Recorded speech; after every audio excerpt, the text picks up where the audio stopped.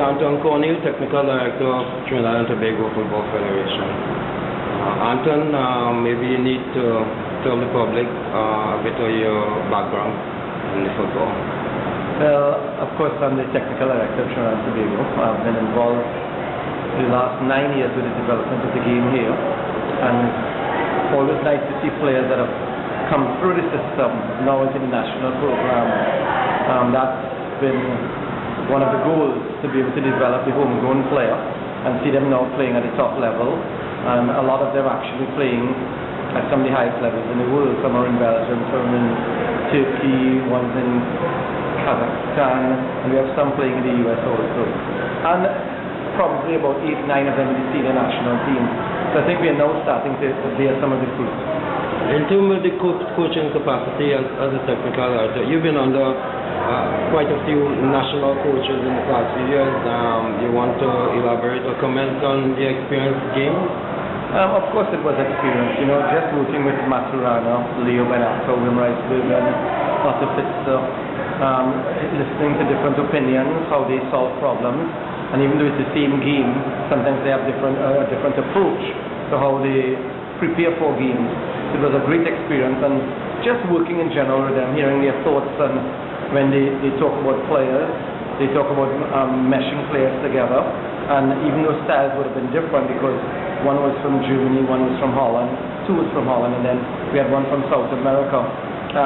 It was trying to bring a Caribbean country and doing what's best with them, and I thought it was a great experience just working with these coaches, and it's something that I will cherish for the rest of my life.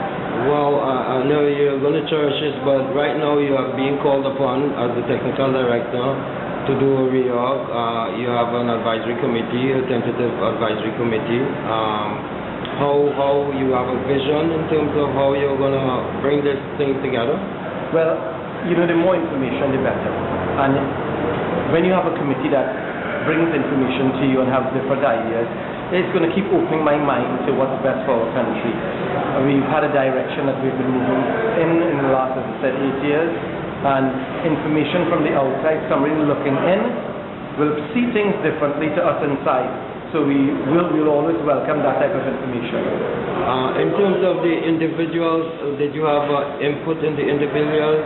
For instance, Gali Cummins and Figaro and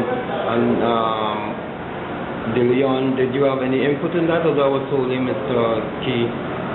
Well, it was discussed. It was discussed, and I would say I have absolutely no problems. Once it's all what's best for the game, I'm for it. And once it's information again about the game and what's best for Trinidad and Tobago, I'm all for it. So, in saying that, I'm hoping that we can move forward in a positive direction, knowing that we'll have different eyes looking at our development also. And based on moving forward, as you say, what do you think of the game today, and based on your program and in terms of where you want to go moving forward?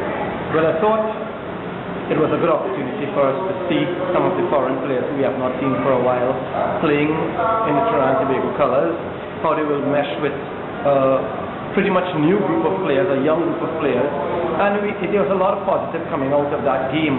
We saw long levels of organization, we saw a lot of patience in the first half, the opportunity to create chances, and then we had the opportunity to use new players in the second half.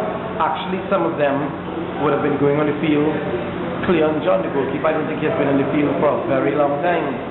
So in saying that, we are preparing for the Gold Cup. It's 6 months away. Now we need to do our experimenting. Now we need to see which players will mesh with one another properly. And I thought today was a good example and a good opportunity against quality opponents.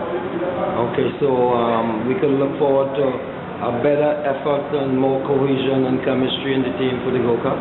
Of course. As we play more, every game should be one game better.